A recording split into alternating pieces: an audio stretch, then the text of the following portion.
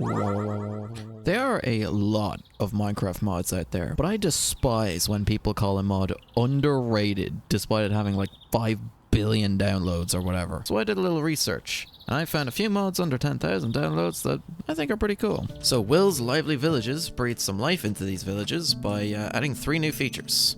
The first one are biome-specific village names, which you can see appearing on the screen, which makes it just a little more immersive. Now, there's over 300 of these names, so the odds of you actually coming across like 2 villages with the exact same name, it's pretty low, you know, and this is per biome, by the way. But as you'll also see, villagers have their own first and last names, and again, there's over hundreds of these. Now, there is one other thing, which is that villagers don't really help themselves at all, right? Like, you'd think a village that is canonically terrorized by pillagers would like try to defend themselves a little bit, right? Try to do something to help their situation. So now they have the new ability of repairing their iron golems, and you can see them kind of working on it, and there's nice little particles on it, which is really cool. I love this feature. It helps sell the idea that you're in a bustling village that actively tries to survive and adapt.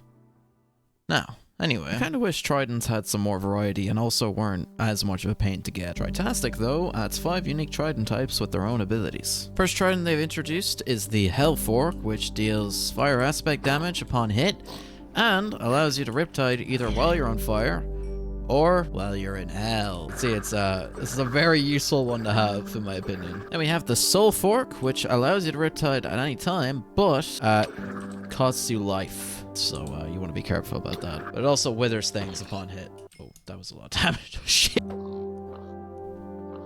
See, it's wither. Then we've got the Fork of Night, which is pretty good for basically riptiding anywhere you want, as long as it's nighttime. But it does come with the drawback of not really launching you as far. Alright, and then we've got the Echo Fang, which does 2 things. It allows you to riptide when you're facing down, but it also cancels any fall damage that you have.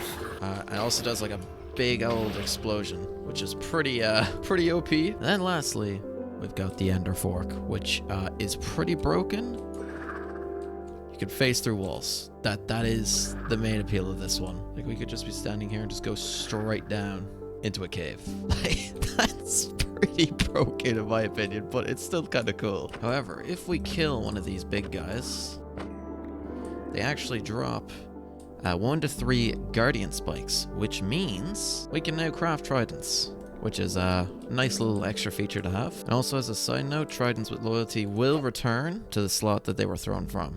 So that's pretty cool. Scarecrows is a mod that adds, well, scarecrows, which are used to scare off mobs. So there's 3 tiers of these with 2 variants each, with each tier increasing its area of effect. So 10 blocks, 25 blocks, 50 blocks. Tier 1 scarecrows will only scare off monsters, but tier 2 and tier 3 are going to scare off animals as well. So it kind of helps keep your land a little more tidy. The mobs affected by these scarecrows will actually not be able to spawn in the radius of the scarecrow as well, which means you could have monsters not spawning in this entire area, even if it's unlit, which I think is pretty handy. You can also put a jack-o'-lantern on the scarecrow, which makes it emit some light, which I actually think is a nice touch. Cosmetic weapons adds new weapon types, variants, along with new cosmetic additions for all weapons in Minecraft. And we've got some sick knives here, which are these nice little short-ranged weapons. And then we've got some battle axes as well. I think they have the same stats as an axe, but they just look different because... Oh, I get it now. It's cosmetic! We've also got some primitive weapon types. Like, for example, if we put 2 bones and some flint, we get a bone knife. So that's kind of like a nice little early game weapon you can make for yourself. We've also got some clubs as well we can make. So, Dib, how's it going? And we can also make a cheap iron spear. It's cheaper than an iron sword, but it's the same stats. So, you know, it's, I don't know. I guess it's pretty cool. I've also got some themed weapons. My favorite being the feather duster. I don't know. I just thought this thing looks really stupid. I don't know. I thought it was... Okay, moving on. This mod also adds 2 new variant types, which is Prismarine, which is the equivalent of, I think, iron. And then we also have Rose Gold, which is the equivalent of gold, right? Because it's made of roses, which are pink. But here's the best part about this mod. Weapon styles. So what you can do is you surround blue wool with 8 stone, and you can make a blank weapon style template. So this thing is going to be crucial for styling all of your weapons. For example, we'd make ourselves a diamond battle axe, but then get these pink petals, get our blank template, and some cherry leaves, and we can make a blooming weapon style template. And then we can go with our battle axe blooming template and some pink petals, and we can make our blooming battle axe. It's a thing for the thumbnail. Do you remember that? There's a lot more I could show you, but I don't want to spoil everything in this mod. But trust me, there's a lot to have fun with in here if you're into this kind of thing. So yeah, I hope you might like one of the mods I've shown. I thought they were pretty decent considering how little downloads they've gotten. If you're interested in joining the community, check out our Discord server. We've also got a community SMP running on the side if you're interested in that.